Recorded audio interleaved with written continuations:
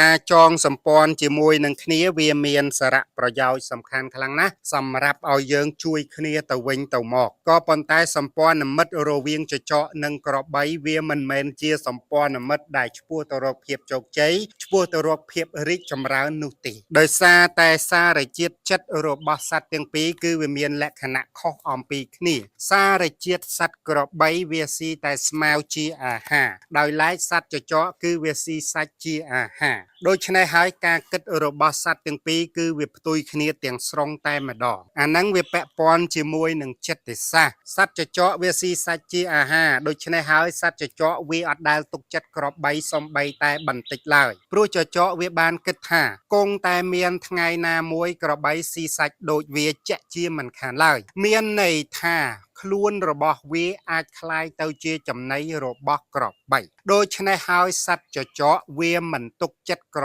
បីសំបីតែបន្តិចដោយឡែកក្របីវិញក្របីវាជាសត្វដែលស៊ីរុក្ខជាតិជាអាហារវាមិនដែលស៊ីសាច់ឡើយដូច្នេះហើយក្របីវាគិតថាទោះបីជាចចកពេលនេះវាសាហាវក៏ដោយគង់តែវាស៊ីស្មៅដូចតែវាទេហេតុដូច្នេះហើយគឺក្របីទុកចិត្តចចកណាស់ប៉ុន្តែសម្ព័ន្ធមិត្តរបស់ចចកនិងក្របីអស់រយៈពេលមួយអ្វីក៏បានប្រែប្រួលទាំងអស់គឺប្រែប្រួលទៅតាមសារជាតិដើមរបស់សត្វទាំងពីរសត្វចចកវាស៊ីសាច់ជាអាហារនៅពេលដែលវាខ្វះខាតនៅចំណីអាហារពេលនោះហើយគឺវាបានវាយប្រហារទៅលើក្របីដែលជាមិត្តភក្តិរបស់វានោះធ្វើជាចំណីរបស់វាគឺមានន័យថាលទ្ធផលចុងក្រោយរបស់សម្ព័ន្ធមិត្តចចកនិងក្របីគឺក្របីคล้ายទៅជាចំណីរបស់ចចករឿងនេះគឺផ្ដល់សំខាន់ឲ្យយើងចេះពិចារណាស្វែងយល់ឲ្យបានច្បាស់នៅក្នុងការចងសម្ព័ន្ធមិត្តជាមួយនឹងជនបរទេសហេតុអ្វីបានខ្ញុំលើកយករឿងនេះមកនិយាយជូនបងប្អូនស្ដាប់ដោយសារតែប្រវត្តិសាស្ត្ររបស់ខ្មែរយើងណាគឺយើងបានចងសម្ព័ន្ធមិត្តជាមួយនឹងបរទេសជាច្រើនហើយលទ្ធផលចុងក្រោយត្រូវបានបរទេសគេស៊ីយើង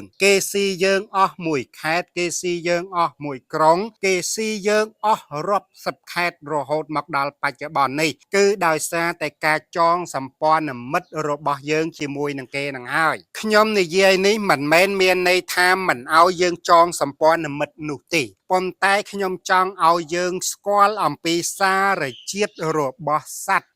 ដែលវាស៊ីសាច់ក៏វានៅតែយល់សប្តិឃើញការស៊ីសាច់ដែរសត្វដែលវាស៊ីរុក្ខជាតិក៏វាយល់សប្តិឃើញថាវាស៊ីតែរុក្ខជាតិទេនេះគឺជាសារជាតិគ្រឹះរបស់សត្វគឺវាមានលក្ខណៈសំខាន់សម្រាប់ឲ្យយើងសម្គាល់ថាតើជនបរទេសណាដែលយើងគួរចងសម្ព័ន្ធមិត្តហើយជនបរទេសណាដែលយើងមិនគួរចងសម្ព័ន្ធមិត្តហើយបើយើងចងសម្ព័ន្ធមិត្តជាមួយនឹងសត្វសាហាវបែបនោះតើយើងគួរតែមានវិធីប្រុងប្រយ័ត្នការពារខ្លួនគឺកុំទុកចិត្តដូចជាសត្វក្របីទុកចិត្តចចកឲ្យសោះព្រោះសារជាតិនៃជនបរទេសគេតែងតែចង់លេបត្របាក់យកទឹកដីរបស់យើងដោយគ្មានការសន្តោសប្រណីឡើយនៅពេលដែលយើងជួបនៅវិបត្តិគេតែងតែរកវិធីរកល្បិចកលដើម្បីលេបត្របាក់យើងយ៉ាងពិតប្រាកដត្រង់ចំណុចនឹងហើយដែលយើងត្រូវធ្វើការសិក្សាឲ្យបានច្បាស់លាស់ដើម្បីស្គាល់អំពីលក្ខណៈតើនរណា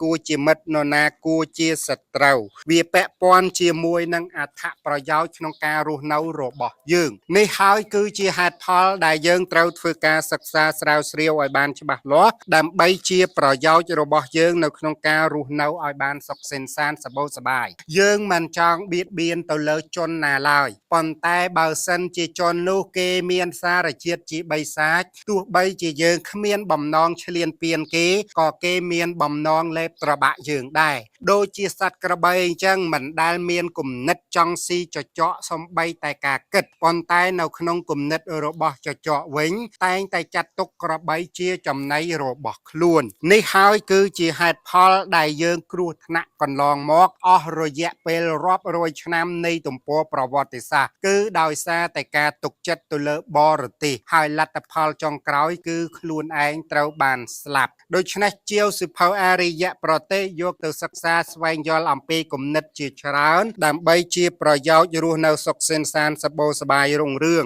ហើយការរស់នៅសុខសន្សានសប្បាយសប្បាយរុងរឿងរបស់យើងម្នាក់ៗវាគឺជាមូលដ្ឋានសម្រាប់កសាងប្រទេសជាតិយើងឲ្យរីកចម្រើនរុងរឿងคล้ายទៅជាអរិយប្រទេសយ៉ាងពិតប្រាកដ